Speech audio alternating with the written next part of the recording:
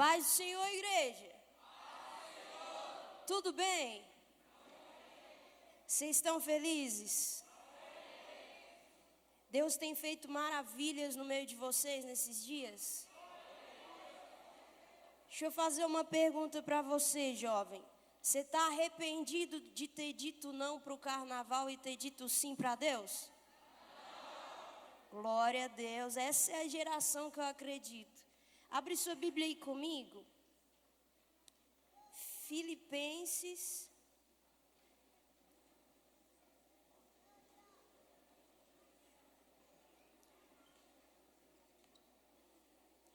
Filipenses capítulo 3, versículo 12. Filipenses capítulo 3, versículo 12.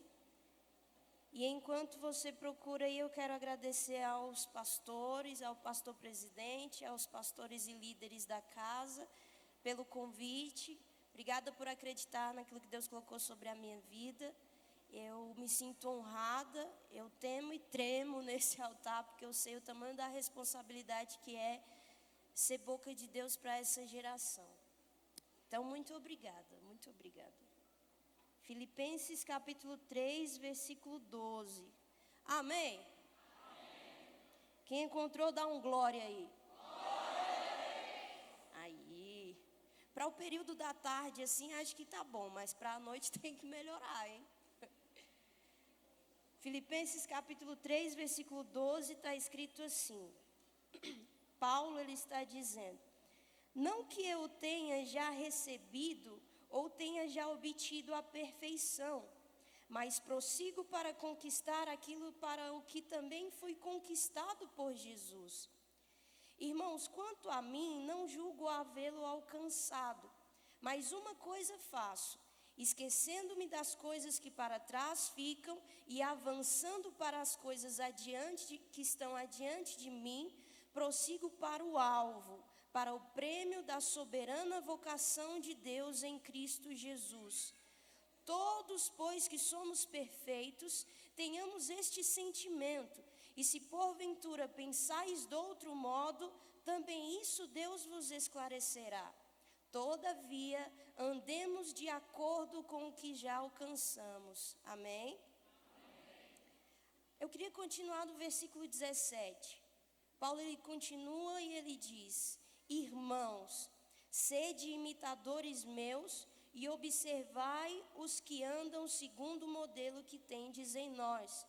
Pois muitos andam entre nós, dos quais repetidas vezes eu vos dizia, e agora vos digo até chorando, que são inimigos da cruz de Cristo. Amém? Senhor, nós te agradecemos por esse momento, por essa tarde. Nós sabemos que tudo isso estava no cronograma do céu. Nós não estamos vivendo um momento, nós estamos vivendo uma agenda de Deus para esse tempo. Eu sei que o Senhor já tem falado com os meus irmãos, mas eu te peço que uma vez mais o Senhor fale conosco, Jesus. Nós amamos a Tua palavra, nós desejamos aprender da Tua palavra. A Tua palavra é a verdade que nos liberta de todas as mentiras e ilusões do mundo. A Tua palavra é a verdade que nos santifica e nos faz ser como Jesus. A Tua palavra é viva e eficaz, capaz de penetrar no mais profundo do nosso ser, de distinguir aquilo que vem do Espírito e de distinguir aquilo que vem da carne. É por isso que nós te pedimos, Senhor, fala conosco nessa noite, alinha o nosso coração, direciona os nossos pés uma vez mais. Em nome de Jesus, amém. Amém? Pode se sentar, querido. Não vou demorar, Deus colocou uma palavra no meu coração, simples, mas eu creio ser pontual, amém? Se eu der uma tossida aqui no meio da pregação, você me perdoa? Se eu tossir aqui, você estende a mão para mim e fala: Deus, cuida da saúde dessa menina, Senhor. Porque a minha voz não está nos melhores dias, já está desgastada, mas vai dar certo, amém? A gente vai chegar em algum lugar. Vocês escolheram um tema que muito peculiar para esses dias, muito pontual. Porque nós vivemos dias em que há uma crise de propósito na nossa geração, sim ou não? Mas eu creio que Deus está alinhando a gente. Ele está esclarecendo algumas coisas aos nossos olhos para que a gente volte para a visão que Ele nos deu. Para que os nossos pés voltem para a missão que Ele tem para nós. Nesses versículos que a gente leu, Paulo, ele traz uma palavra para a igreja de Filipos, que é uma igreja que está em expansão, é uma igreja que está crescendo. E eu não sei se você sabe, provavelmente você saiba, que Paulo ele é um dos maiores discipuladores que a Bíblia mostra. Paulo escreve cartas para algumas igrejas e essas cartas são recheadas de instruções para discipular as igrejas que estavam começando, para discipular os irmãos que estavam se ajuntando em congregação. E é isso que Paulo está fazendo aqui. Ele está escrevendo uma carta de discipulado para uma igreja estabelecida em Filipos, para os filipenses. E nesses versículos, Paulo ele coloca uma palavra que, quando a gente lê a primeiro modo, a grosso modo, parece que esse texto fica longe demais para nós, amém? Parece que fica longe demais para a nossa vida. Porque Paulo ele começa no versículo 12 falando assim: não que eu já tenha obtido a perfeição, mas eu estou seguindo para ela. E quando nós ouvimos a palavra perfeição aqui, parece que a gente coloca isso muito distante de nós. Porque a verdade é que nós não somos perfeitos. Verdade, sim ou não? Mas o Evangelho precisa gerar em nós o desejo de sermos aperfeiçoados em Cristo dia após dia, até alcançarmos a perfeição no dia de Cristo, no dia em que Cristo voltar. Só que quando Paulo ele fala dessa perfeição, ele está apontando justamente para o que ele já disse lá no capítulo 1 de Filipenses. Quando no capítulo 1 de Filipenses ele diz assim: vivei acima de tudo, ou seja, como prioridade vocês precisam viver uma vida de modo digno do Evangelho de Cristo. Esse é o modelo de alguém que está buscando a perfeição em Deus. É alguém que busca viver de modo digno das boas novas, de modo digno dos princípios que Jesus ensina, de modo digno nessa geração, onde tudo vai dizer que nós não devemos e não podemos viver para Cristo. Vem Paulo e diz: você precisa desejar viver de modo digno a Cristo. Então esse é o sentimento de perfeição aqui, buscar viver aquilo que Jesus diz que nós devemos viver. Buscar ser aperfeiçoados no modo de Cristo, como Cristo viveu. Amém? E aí Paulo ele dá algumas diretivas para nós. Diretivas de avanço e não de retrocesso. Diretivas de ir à frente e não de voltar atrás. E eu quero liberar uma palavra para vocês. Se você acreditar em nome de Jesus, pega isso, jovem. Pega isso, igreja. Os nossos melhores dias em Deus não estão no nosso passado. Os nossos melhores dias em Deus estão adiante de nós. Nós viveremos dias incríveis em Deus logo ali na frente.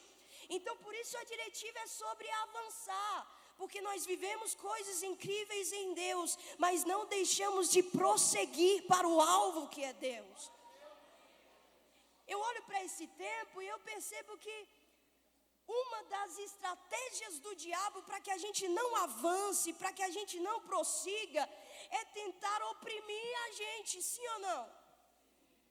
Com palavras malditas, com ideologias malditas, com apontamentos malditos, com sentimentos malditos.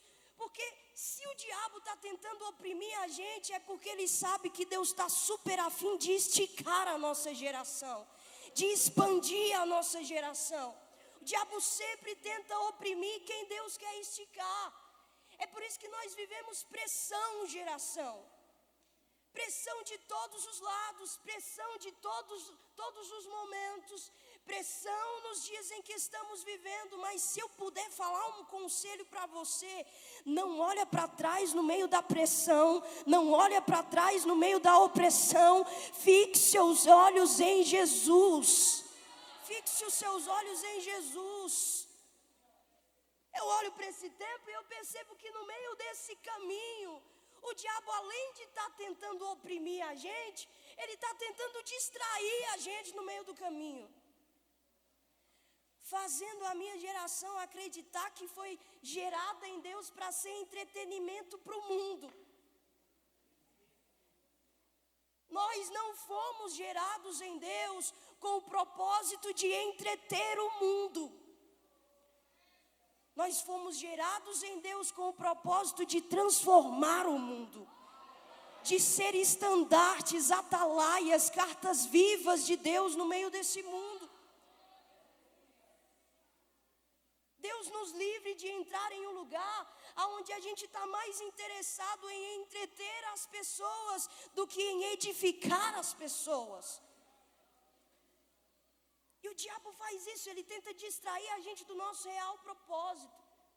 Porque quem perde o propósito, perde o motivo de vida. E aí se abrem as portas para depressões, se abrem as portas para complexos, se abrem as portas para crise. Porque quem não sabe para onde vai e por que vive, naturalmente não deseja caminhar.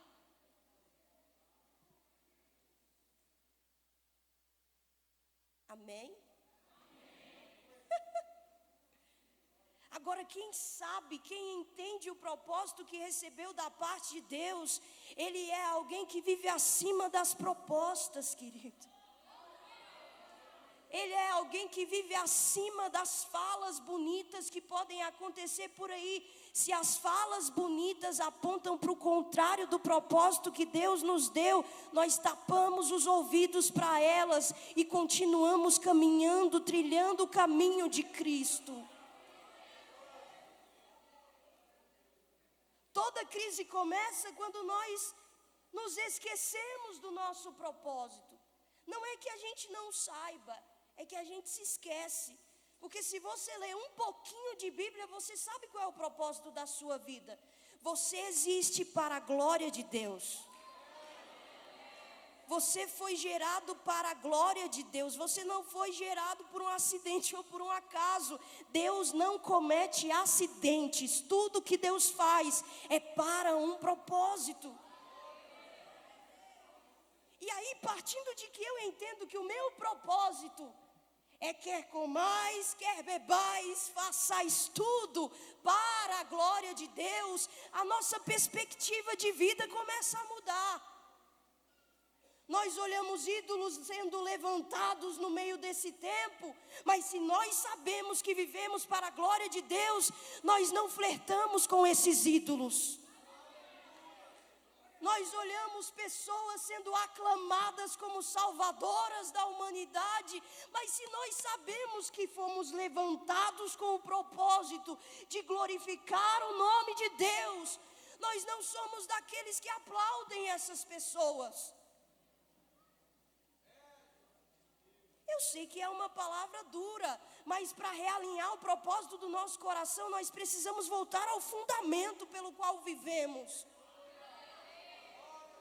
Paulo, ele fala, ninguém ponha outro fundamento além daquele que está posto. Qual é o fundamento, Karen? Cristo Jesus. Ele é o fundamento da igreja. Ele é o fundamento do cristão. Ele é o fundamento da nossa adoração. E qualquer motivação que não aponte para Ele, é urgente que a gente volte a purificar o nosso coração.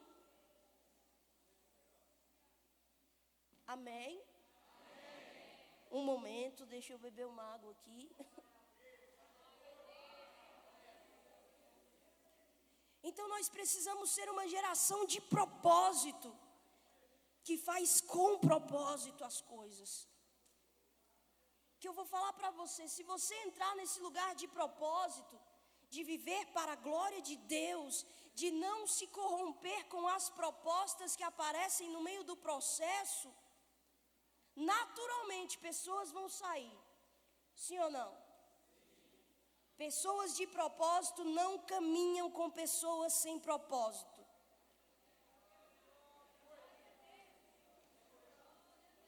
Porque quando alguém tem um propósito, ele se torna um imã de pessoas que também têm propósito. É por isso que a gente fala, quando alguém vai estar em um relacionamento, a gente fala, são propósitos que estão sendo alinhados, porque pessoas de propósito se atraem, propósito atrai propósito. Então, por favor, jovem, tome cuidado com alianças erradas. Tome cuidado com amores errados. Tome cuidado com apegos errados. Tome cuidado com amizades erradas. Eu não estou falando para você ser uma pessoa antissocial, mas eu estou falando para você, nem todo mundo está caminhando no mesmo propósito que você. Então nem todo mundo vai ter o melhor conselho para você. Existem pessoas que aparecem na nossa vida para dar impulso aos nossos pés, e elas vão gerar na gente desejo de correr para o propósito. Mas existem outras que vão ser correntes nos nossos pés. E quanto mais a gente caminhar, mais elas vão falar: não, você está vivendo um oba-oba aí no meio da igreja. Você está vivendo aí sua juventude na igreja, você está perdendo a sua juventude. Mas para quem tem um propósito e entende o propósito que tem, a gente sabe que a gente não está perdendo a nossa juventude, a gente está ganhando a nossa juventude. A gente não está desperdiçando a nossa vida.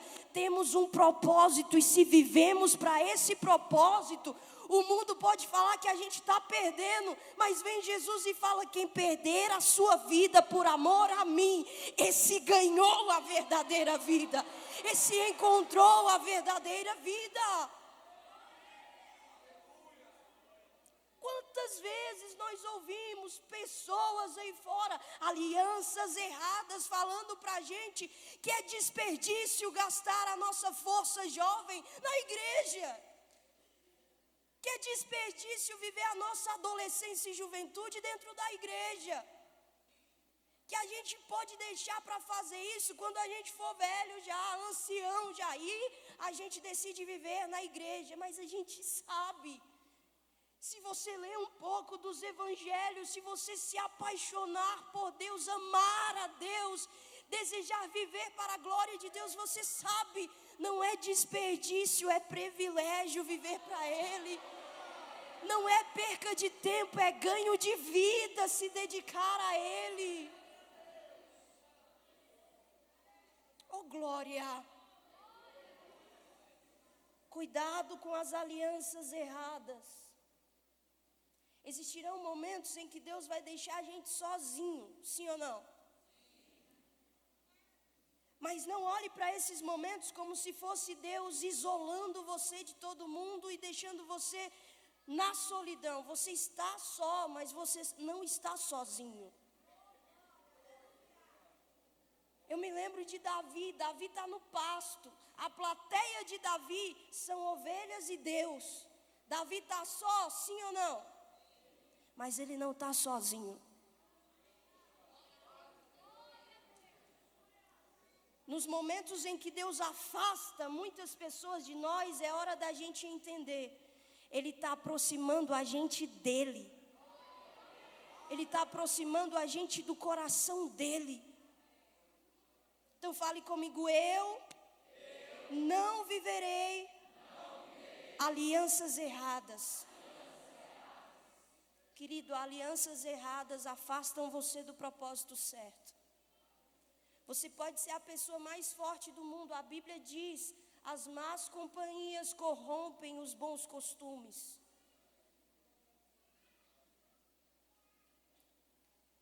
Nunca bata no peito e fale assim: eu não serei influenciado. Infelizmente, se a gente caminha por muitos e muitos tempos acompanhados das alianças erradas, essas alianças vão tirar a gente do caminho do propósito. Outra coisa que eu observo em uma geração que entende o propósito que tem, é que é uma geração que tem olhos fixos. Sim ou não?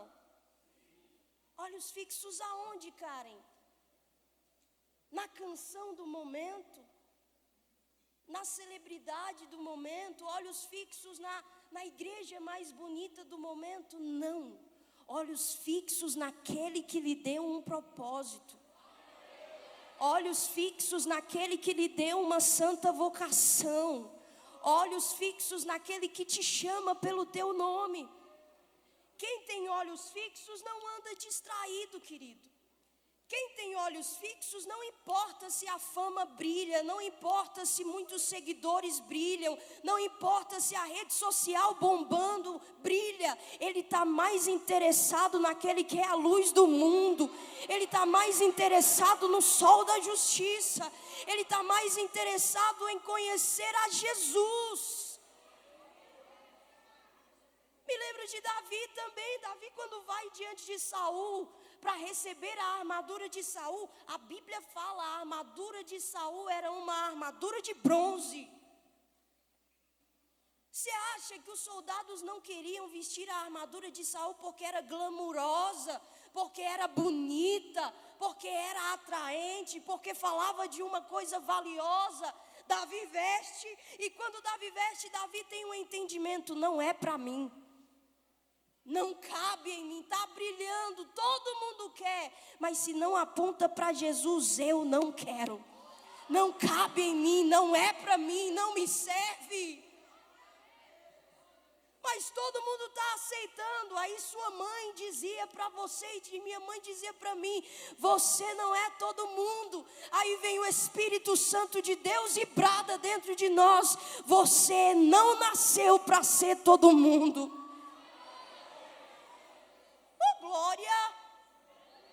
É uma geração que tem os olhos fixos em Deus, que não se distrai. E por favor, querido, abra os seus olhos, porque muitas vezes quando o inimigo não conseguir te parar, ele vai tentar confundir você no meio do caminho, com propostas que parecem com o propósito. Deus disse que levantaria você como um pregador. A proposta do diabo vai ser te entregar um microfone. Você vai achar que ter um microfone na mão é ser um pregador. Quando Deus convida alguém para ser um pregador da boa nova, um pregador do evangelho, não é só sobre ter um microfone na mão ou sobre falar com uma voz. É sobre pregar com a sua vida também. Porque se o inimigo conseguir te confundir, você vai achar que viver para Cristo é só ter um microfone, uma roupa legal. Não. Viver para Cristo é ter uma vida de renúncia, de modo a ser digno do Evangelho de Jesus. Glória a Deus. Olhos fixos. Quem tem olhos fixos não se distrai. Eu me lembro de Marta e Maria. Você lembra dessa história, jovem? Sim ou não? Você está aí se abanando, eu estou aqui passando mal, seu. Mas eu me lembro de Marta e Maria. O erro de Marta não foi fazer as coisas para Jesus. Não foi fazer muitas coisas para Jesus. A Bíblia diz, o erro de Marta é que Marta estava distraída no meio das coisas que estava fazendo. Maria não estava fazendo muita coisa, sim ou não? Mas ela estava fazendo o que deveria fazer. Estar aos pés de Jesus, sem distrações. Sem distrações. É por isso que Jesus vira para ela e fala: Maria escolheu a boa parte. E isso que ela escolheu não vai ser tirado dela. Pode perceber, uma geração distraída, ela não sabe o propósito que tem e, consequentemente, ela inverte o valor das coisas.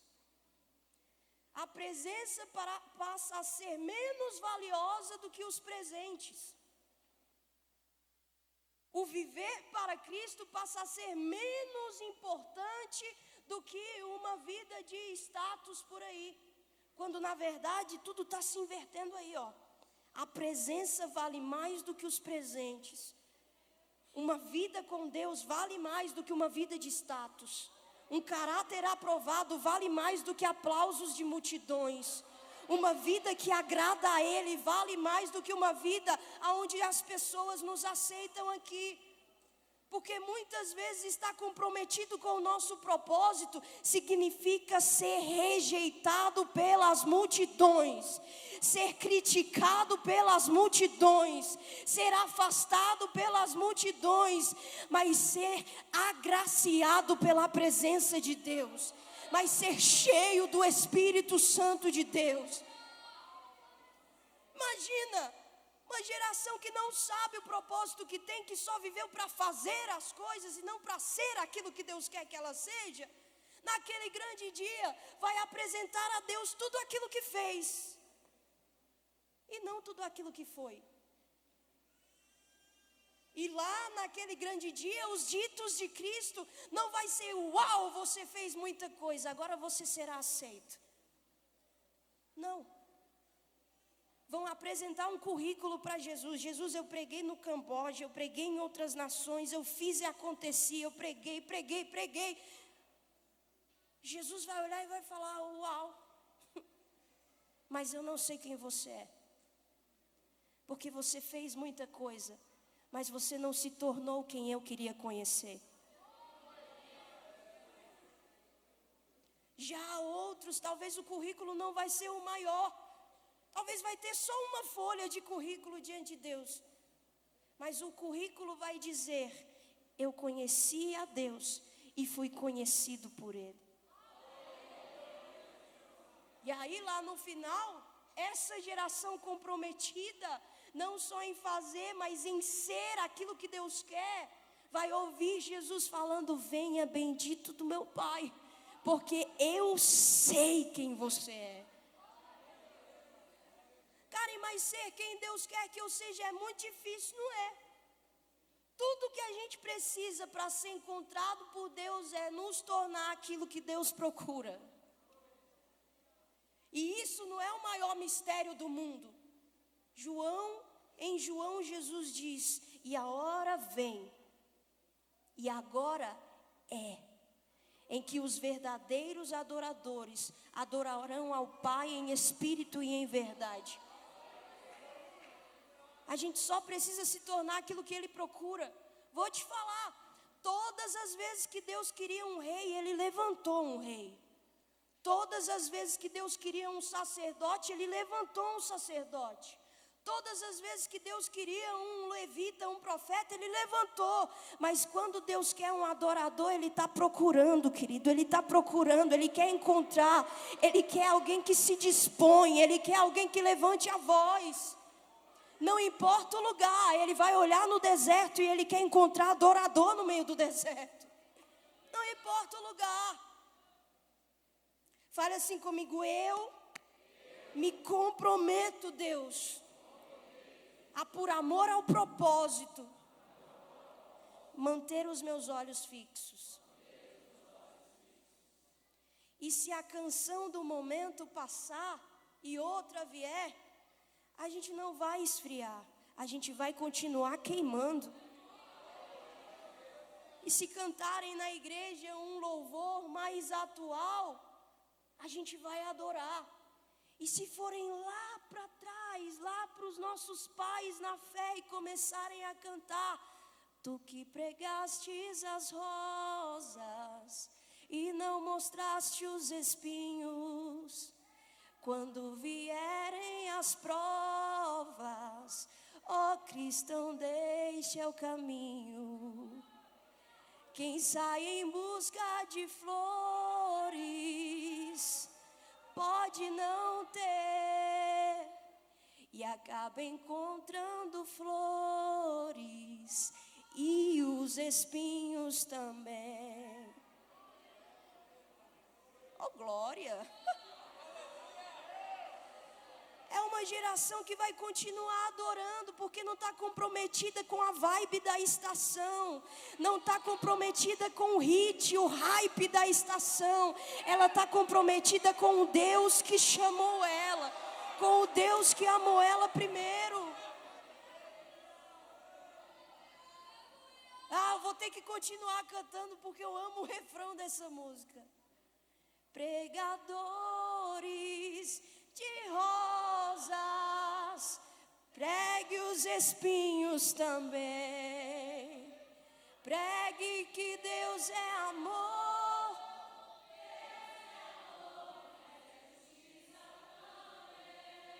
E o quê? Porque a fé sem as obras para Deus nenhum valor ela tem. Oh glória, oh glória. Uma geração comprometida não de discurso, mas de vida. Eu observo também que uma geração que entende o propósito que tem, é uma geração que tem os seus pés constantes. É por isso que Paulo fala, eu me esqueço das coisas que ficaram para trás, porque eu não estou preso a isso. Karen, mas as experiências do passado, nós agradecemos a Deus pelas experiências do passado. Nós agradecemos a Deus pelo que Ele fez no passado, mas nós continuamos crendo que se Ele fez ontem, Ele não parou naquilo que Ele fez ontem. Ele tem infinitamente mais para nós logo à frente. É por isso que Ele diz, eu esqueço do que ficou para trás, mas eu prossigo. Ele faz o quê? O que Ele está dizendo? Meus pés vão continuar caminhando. Meus pés vão continuar indo nesse caminho. Algumas vezes eu me encontrei com algumas meninas que elas viram e falam, Karen, um dia eu senti a presença de Deus. Um dia eu chorei, um dia eu senti, um dia eu me entreguei. E é notável que algumas pessoas carregam saudade nos olhos. Viveram coisas tão incríveis em Deus, mas parece que há algo que travou. E há saudade, mas não há destino, não há expectativa. E eu virei para elas, eu falo, por que você deixou esse dia passar? Por que você deixou esse dia se chamar passado? E talvez muitos momentos a gente olha para a nossa vida assim, porque a gente coloca a responsabilidade de desejar o novo de Deus num culto, em um pregador, em um cantor, em um evento, e não é assim. Não tem culto ruim para quem está bem com Deus. Não tem culto ruim para quem tem fome e sede de Deus. Não tem culto ruim para quem deseja entregar a Deus um culto racional. Não tem culto ruim. Que a gente chega aqui e a gente chega já queimando em Deus. E se o louvor é antigo, a gente queima. Se o louvor é atual, a gente queima. Se a palavra, o plural não foi o melhor no meio do discurso, está tudo bem. Porque a gente veio adorar o dono do culto. A gente veio engrandecer o dono do culto. A gente veio em corpo, em comunhão como igreja, adorar aquele que é o cabeça e o dono da igreja. Pés constantes não estão relacionados à geografia de onde estão. Eu estou constante enquanto eu estou nos montes. Quando eu vou para os vales, não dá para ser constante em Deus. Eu estou constante quando eu estou na terra que mana leite e mel. Mas quando eu preciso passar pelos desertos, eu não estou constante em Deus. Eu não acredito em uma geração que entende o propósito que tem e é dessa forma. Eu acredito em uma geração que entende o propósito que tem e tem pés constantes no meio do deserto, no meio da terra que mana leite e mel, no meio da dor, no meio do choro, no meio da conquista, no meio da perda, no meio da solidão, no meio da multidão, continuam com pés constantes. Pés constantes me falam sobre fidelidade. Se você, querido, se você diz não aos processos do seu propósito, você está comprometendo o seu propósito. Agora, se você diz sim aos processos no meio aos propósitos, aos processos que existem no seu propósito, querido, você está mostrando para Deus que você quer ser fiel no meio do propósito. Fidelidade é coisa rara hoje em dia, coisa rara. Nós negociamos o nosso propósito por qualquer elogio. Nós negociamos o nosso propósito por qualquer quantidade maior de seguidores. Nós negociamos os nossos propósitos, os nossos princípios por qualquer oferta maior. Por qualquer igreja com maior multidão. Nós não fomos chamados para isso. Se você negocia os seus princípios, você nunca teve um princípio não, querido. Se você negocia o seu propósito, você nunca entendeu o propósito que você tem. Eu me lembro de Jesus no deserto, propostas vieram, Jesus tinha fome, o inimigo falou, transforma pedras em pães e mata a tua fome. Jesus disse não. Jesus estava sozinho no deserto e o inimigo colocou Jesus no pináculo do templo, no lugar mais alto do templo e disse, lança-te daqui, você não vai sofrer coisa alguma. A proposta era boa. Jesus disse não. O inimigo leva Jesus para o monte mais alto, mostra os reinos do mundo, e não só os reinos, mas as glórias que existem nesses reinos. Fala assim, Jesus, eu vou te dar tudo isso se você comprometer a tua adoração, se você negociar o teu propósito, só se dobra para mim aqui agora. Jesus disse não. E sabe qual é a resposta de Jesus diante dessa proposta? Só o Senhor adorarás. O que Jesus estava dizendo, Karen? Jesus estava dizendo aquela canção que nós tanto cantamos. Senhor, não vou dividir a minha adoração. Exclusivo é o meu coração. Vivo só para ti. Até diante da morte. Oh glória. Oh glória. Fale assim comigo, eu terei pés constantes. E a terceira coisa que eu vejo uma geração de propósito ter é que é uma geração comprometida de verdade, com uma vida comprometida. Comprometida no sentido de que nós não precisamos de motivações externas. A nossa motivação é aquele que habita dentro de nós. Nós não precisamos de que Cristo seja enfeitado por uma palavra que coloca o nosso eu no centro e que fala assim que Deus ele é constituído de vários eus. Nós não precisamos, não é isso que atrai o nosso coração. O que atrai o nosso coração é um Deus que não precisa de enfeites, porque Ele já é perfeito. É um Deus que não é constituído de vários eus, mas é constituído de santidade, justiça, misericórdia, santidade, graça, poder. Esse é o Deus que atrai o nosso coração. E se no meio do caminho essa geração de propósito precisar renunciar a algumas coisas, ela renuncia. Se no meio do caminho ela precisar pegar a sua cruz e carregar dia após dia, ela carrega. Se for pedido renúncia de sonhos, ela renuncia.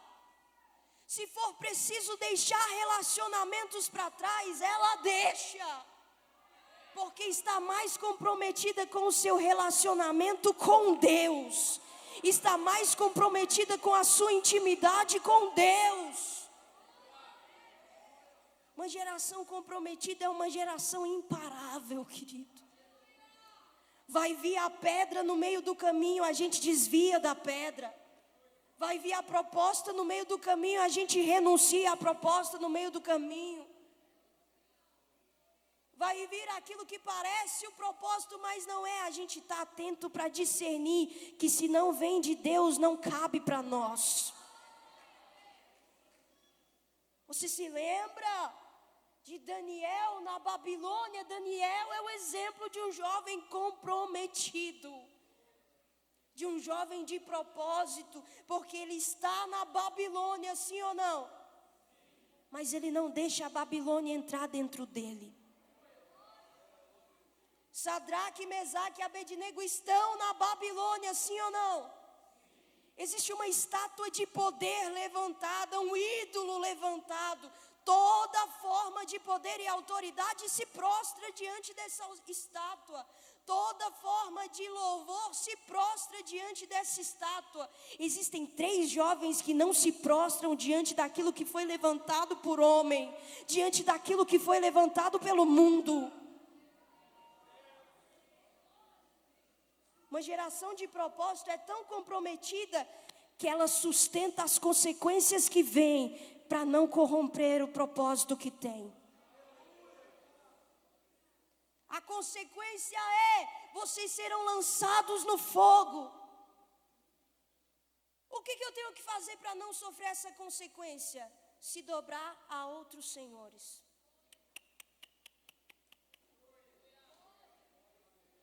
É melhor ser provado no fogo e ser mantido fiel do que agradar a homens, agradar a pessoas, agradar a um sistema, agradar a uma pseudo-classe de evangelistas que não conhecem a palavra, só tem um discurso bonito. É melhor a gente desagradar e continuar sendo fiel a Deus.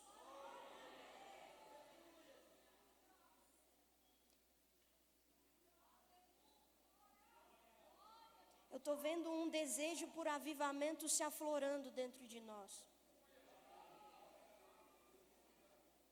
A exemplo do que aconteceu em alguns lugares.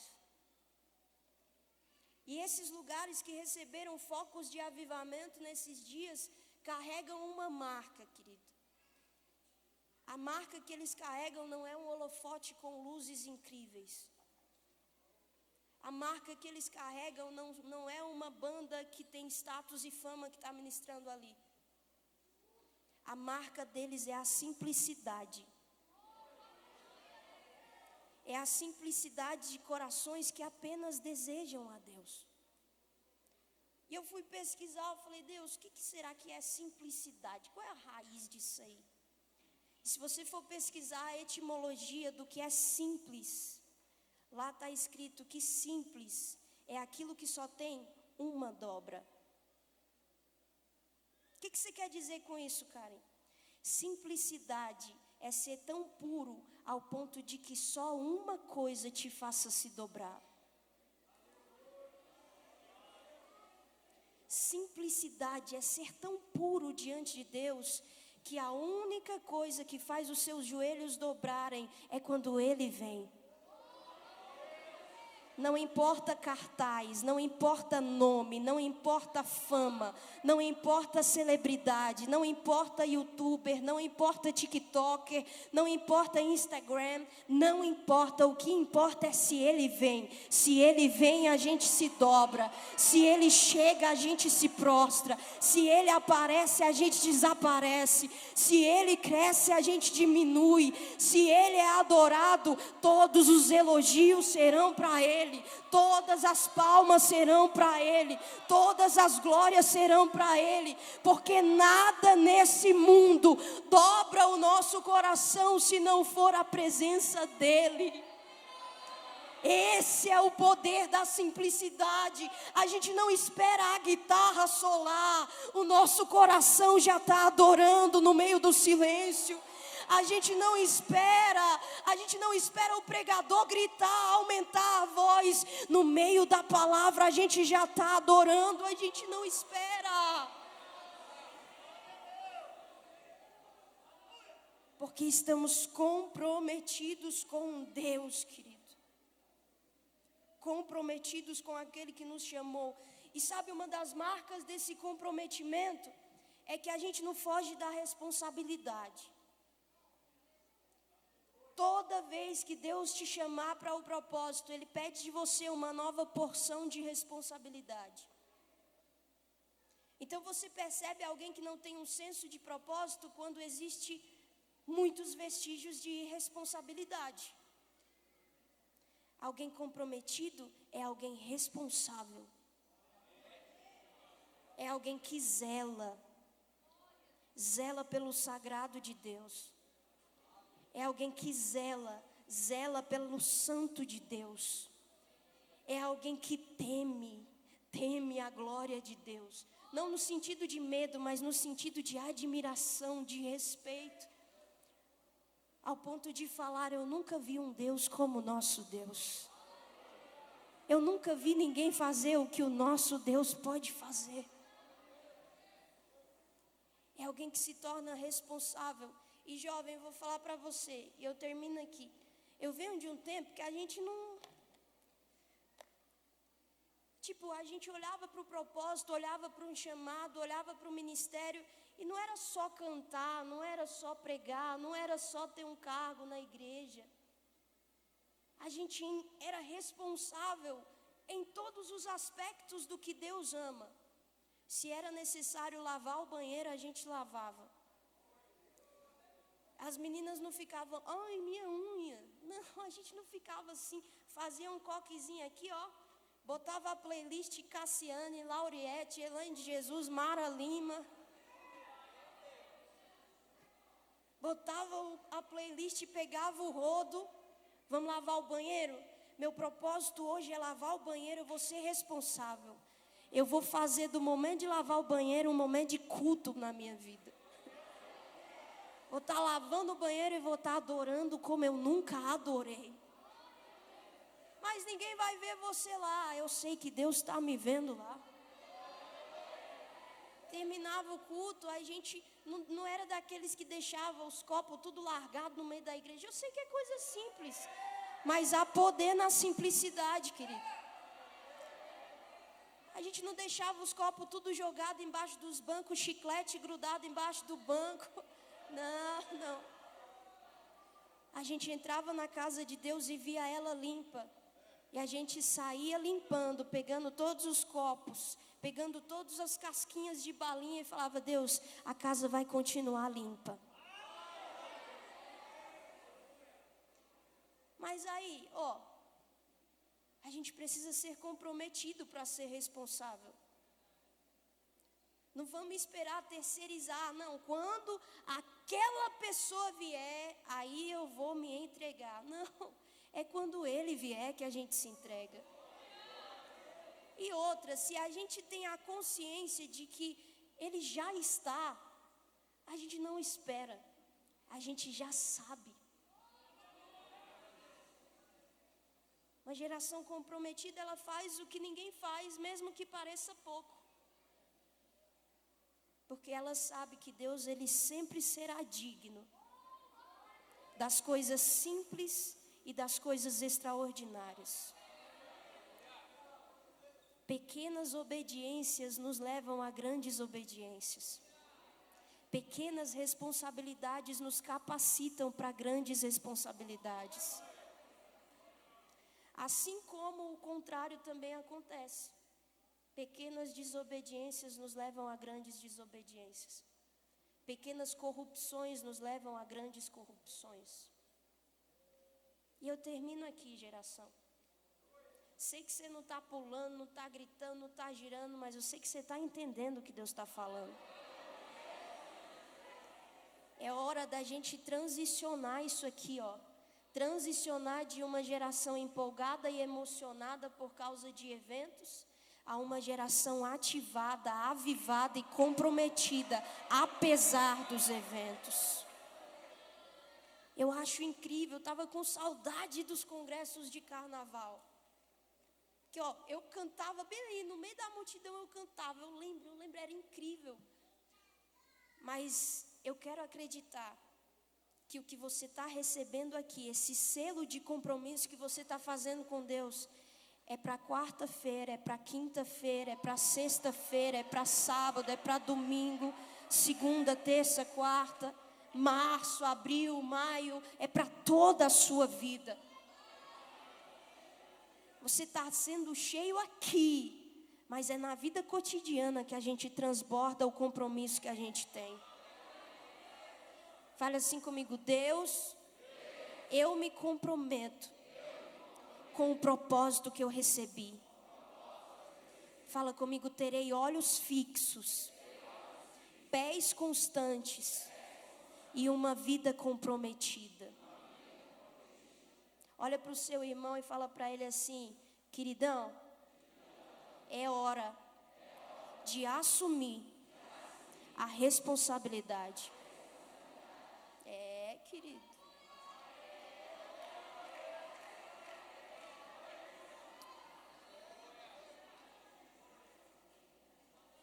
Fica de pé comigo.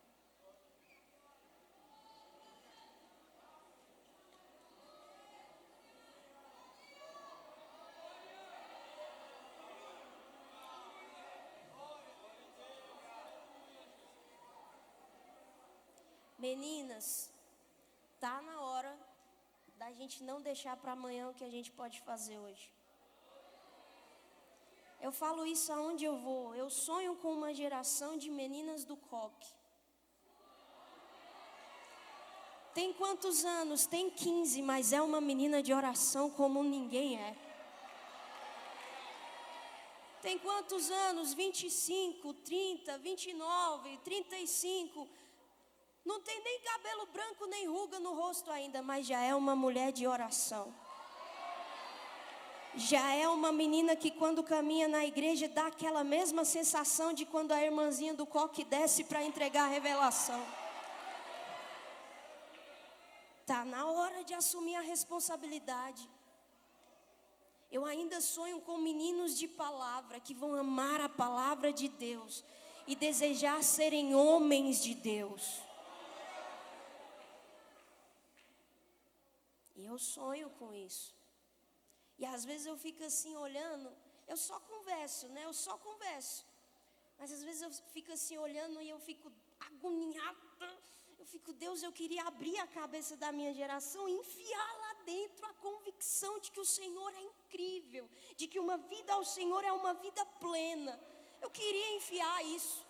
Desejos de vida eterna e não desejos de coisas passageiras, terrenas. Mas tudo que eu posso ser para você, querida, é um despertador de Deus para esse tempo. Falar para você, nós estamos vivendo a última hora. Nós somos a igreja da última hora. Nós somos a geração da última hora. É por isso que a gente está cantando diferente, que Ele vem nos buscar. A gente não está mais cantando com aquela cara de tédio de antigamente. A gente está cantando com convicção, com desejo, com paixão para que Ele venha.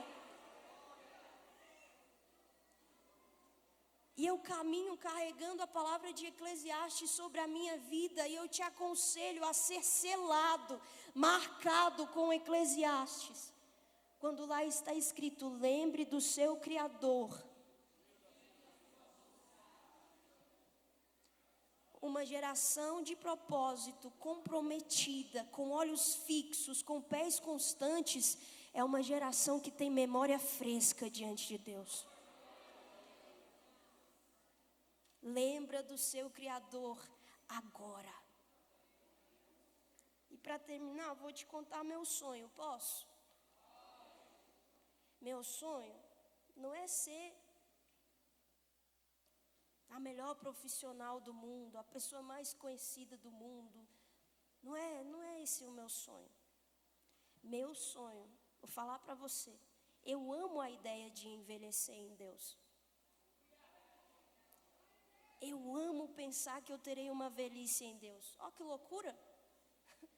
Tenho 29 anos e eu amo a ideia de envelhecer. Eu tenho expectativa nos meus cabelos brancos. Tenho expectativa nas rugas no meu rosto. Eu aprendi que cabelo branco não é defeito, é enfeite. Eu aprendi que ruga não é defeito, é enfeite. A sabedoria enfeita a gente. Meu sonho, querido, é lá no auge dos meus 99 anos. Você pode dizer amém? Amém. Oxi. Eu creio. Lá no auge dos meus 99 anos. Eu estar no interior, numa cidade de interior, no mato. Porque eu gosto de roça, eu gosto de mato. Eu olho para o mato e eu penso no Éden. Eu vou estar lá na minha velhice, no meu Éden com Deus. Tá na minha cadeirinha de balanço, de frente para a minha horta. Tá na minha cadeirinha de balanço com a minha Bíblia no colo, com meu óculos no rosto, fazendo meu devocional como eu sempre fazia. Conversando com Deus como sempre conversei. E no meio desse momento ouvi umas vozezinhas bem fininhas, vindo de dentro de casa, falando assim: vovó, conta pra gente, o papai e a mamãe falaram que você tem uma história sobre Jesus. Conta pra gente, vovó, uma história sobre Jesus. Ouvi meus filhos falando: mãe, conta aquela que você contou pra gente. Ouvi meu maridão batendo aqui do lado. Ele não vai falar minha velha. Não vai ter isso. Não vai ter isso.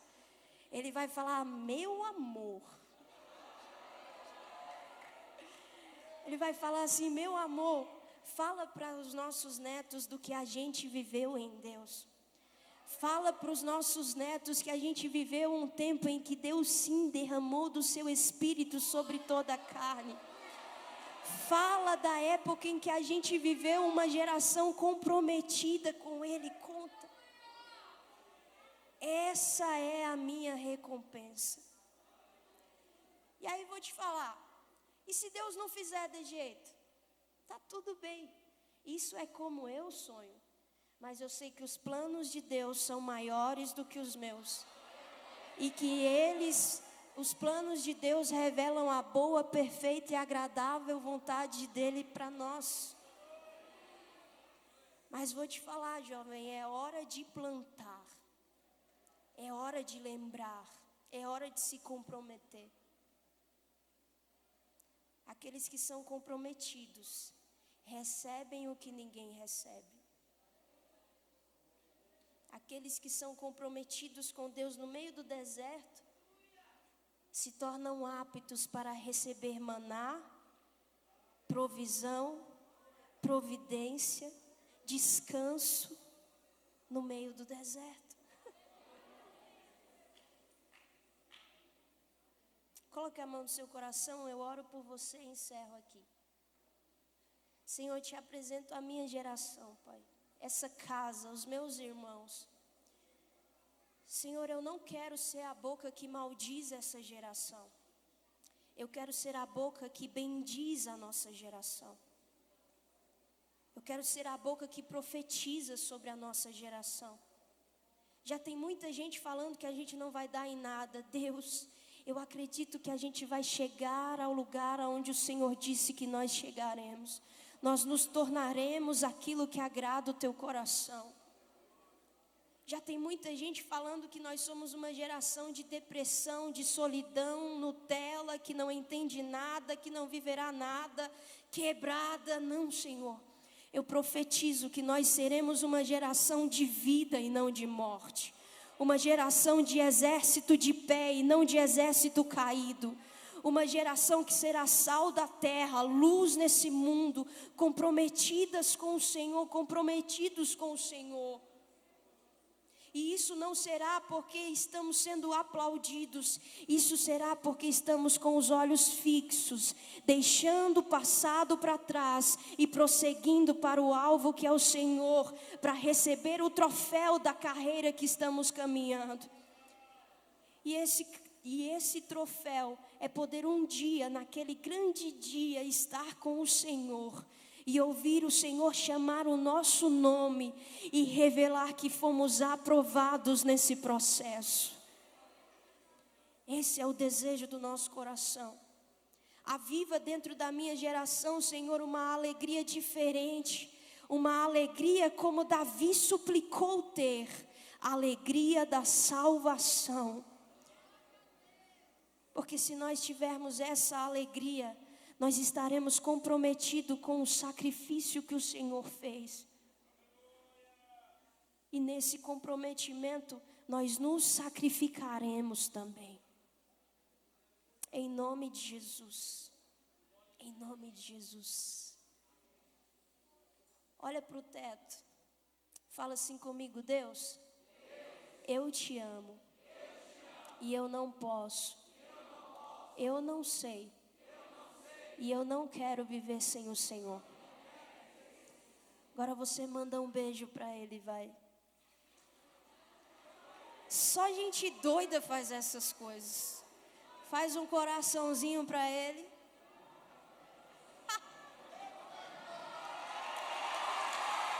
Glória a Deus. Glória a Deus. Vamos louvar o Senhor.